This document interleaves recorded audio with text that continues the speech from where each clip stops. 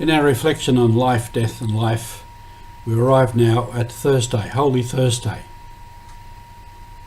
the night that Jesus celebrated the Passover with his friends and his disciples. This is Roger from the MSC Mission Office, and you're with Mission Alive. On this night of the Passover, which was a major Jewish feast, Jesus celebrated with his friends, his disciples, his apostles, and others. They celebrated there. In that ceremony, in that celebration, there was a time when one of the youngest member of the community would ask the older, "Why are we here? Why are we celebrating?" And the older would answer and tell him all the good things that God had done for his people. All the great things that God had done. And that's why we celebrate. So Jesus would have done the same with his disciples. It was an ongoing celebration, a yearly celebration. And as we know in that, he made a difference. Normally the older in the family would take the bread and bless it and share it, and take the cup and bless it and share it.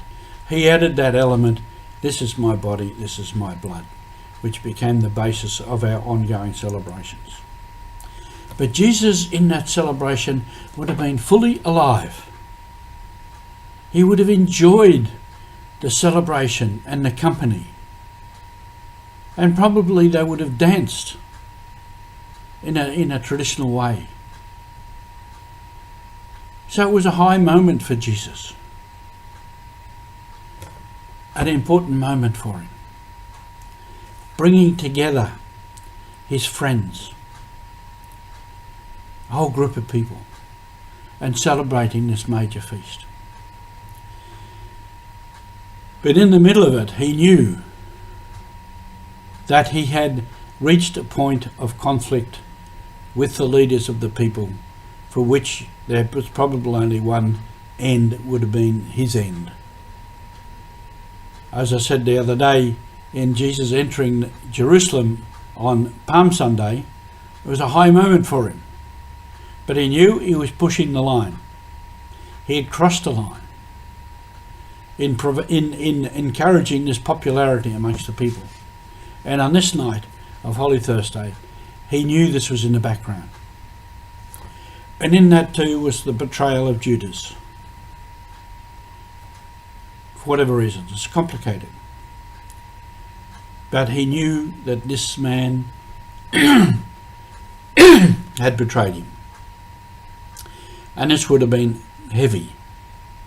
This would have been hard. Would have been a disappointment. Maybe in the midst of this celebration he was depressed also. A difficult thing to take. And of course afterwards I went to the garden, and there he had that suffering, worry, stress of knowing that what was about to happen. That he now entered into direct conflict with the authorities, with the people, the authorities of the nation, the authorities of the religion. And all of that went on in the garden there. This was part of his life. This was part of his death. So that was his life. That was part of his death, going to his final physical death and leading in the end to new life. So we enter again into life, into death, and into life. And all of those we need to live fully. As Jesus said, "I come to give you life, and life to the fullest." So we live life to the fullest. We live our death to the fullest. We live our misery, our anger, our grief, everything. We live it to the full. And we come out to a new form of life.